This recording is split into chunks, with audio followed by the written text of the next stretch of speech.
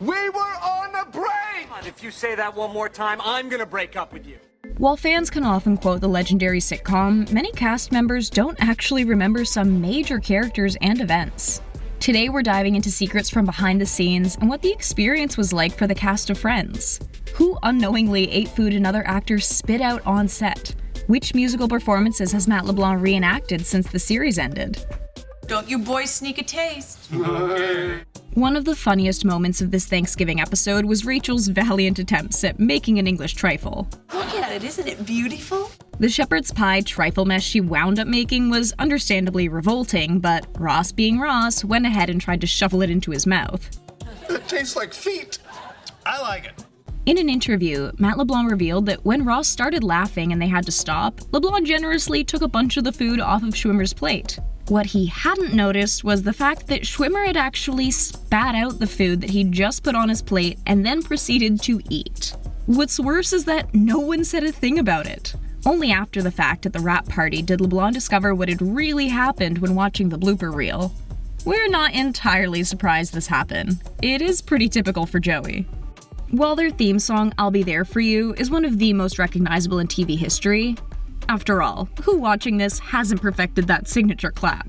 Now, while we all may love it, the main cast wasn't a fan at all. That's right, the tune that was literally their theme song was disliked by the Friends. Now, although Aniston wasn't a big fan of the song, hearing it can still make her emotional. A few years ago in an interview with Graham Norton and the studio audience surprised her with a specially timed Friends reference. Norton casually said, "No one told you life was going to be this way."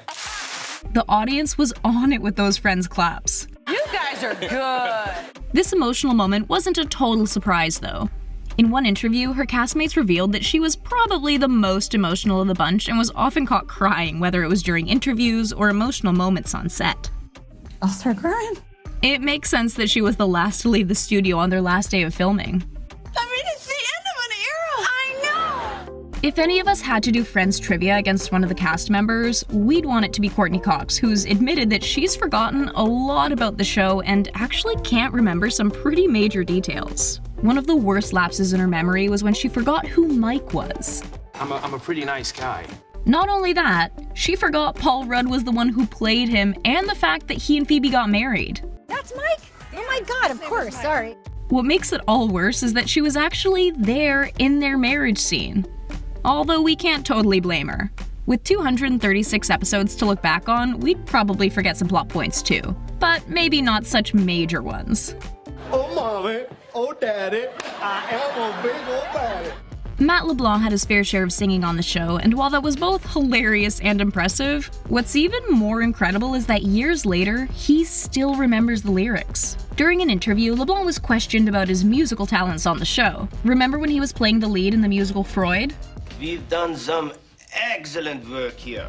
How about when he created a song about the man he met who had the same hands as him? He was asked, and he definitely delivered. This hand is my hand. No, wait, that's your hand. LeBlanc knew they were ridiculous tunes, which is probably part of the reason they were so memorable. Remember the one where Chandler got stuck in an ATM vestibule with Jill Goodacre? Matthew Perry does, and he said it's actually the episode where he knew the show was really special. Since he shot almost all of his scenes with just Goodacre, he got to spend most of the episode watching his fellow actors doing their thing and really witnessed how it was affecting audiences. From then on, he had no doubt the show was a hit. It just felt like the right thing. If Lisa Kudrow were flipping through the channels and Friends came up, she would keep flipping. I don't watch it if it's on. So why exactly won't the Phoebe watch Phoebe? She said it's because she worries she won't like herself on the show, so she just avoids it completely. Funny enough, when she first read the script, Kudrow related more to Rachel. That being said, she loved the experience of doing the show and vividly remembers just how thrilling doing that pilot was. Anyone remember the one with the blackout? This was Cox's favorite episode because it was so fun to do and watch. So what was it like filming? According to Courtney, the cast and crew were laughing pretty much the entire time they were shooting. One of the gems, of course, being Ross being attacked by the cat. David Schwimmer was not the biggest fan of the moment himself. Behind the scenes, he was surprised for how long it had to go on. Their director, James Burrows, had just shouted, "Keep going," and wouldn't cut. Just said, keep doing it until I yell, cut. Everyone enjoyed it. Well, almost everyone. For Aniston, the episode she loved most was when she and Ross got so drunk they wound up getting married in Vegas because it was insanely fun to shoot. Besides that, she always loved a good throwback to when they were Rachel without the nose job, Fat Monica, and Ross with the fro, since it was such a shakeup for them. It makes me happy. How can we forget when Ross got hit with the puck at a hockey game? Hey, look, we're on that TV thing.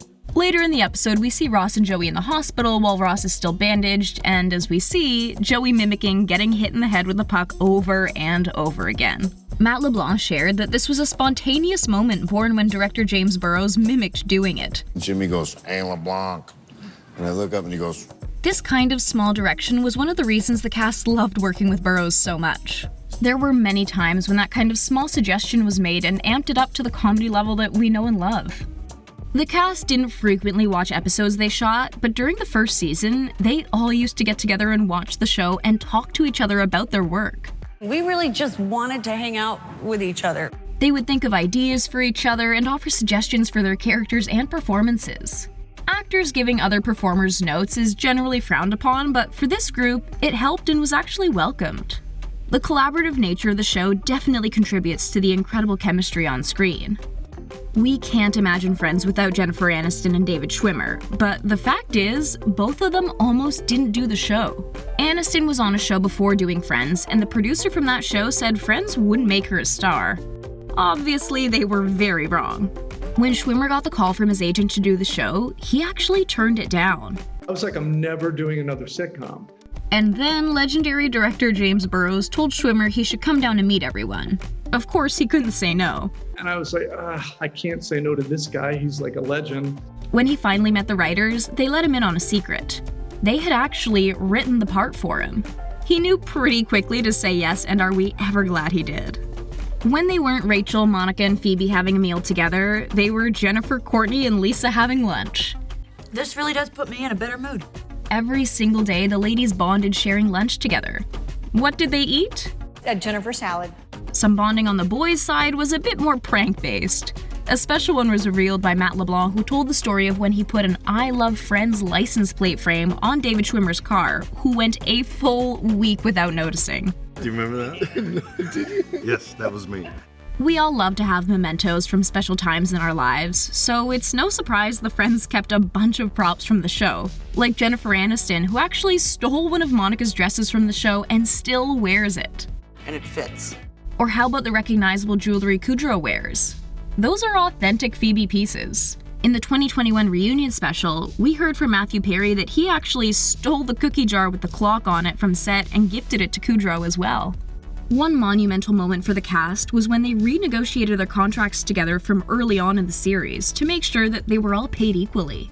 They also made sure to fight to get raises for themselves as the show grew in popularity. That's great. Good for you guys. The question we've never stopped asking: were they or were they not on a break? Well, according to Schwimmer, they were. We were on a break! In her famous Instagram post, Aniston responded to a comment saying that they were still on a break. That's all the confirmation we need. You and me, all right? This is it. This is it. Unless we're on a break. It's crazy to believe that Friends ended so many years ago, while the characters and lines remain so popular today. Knowing about how close the cast actually was and how they worked together only makes us love the show even more. Which behind-the-scenes secret was your favorite?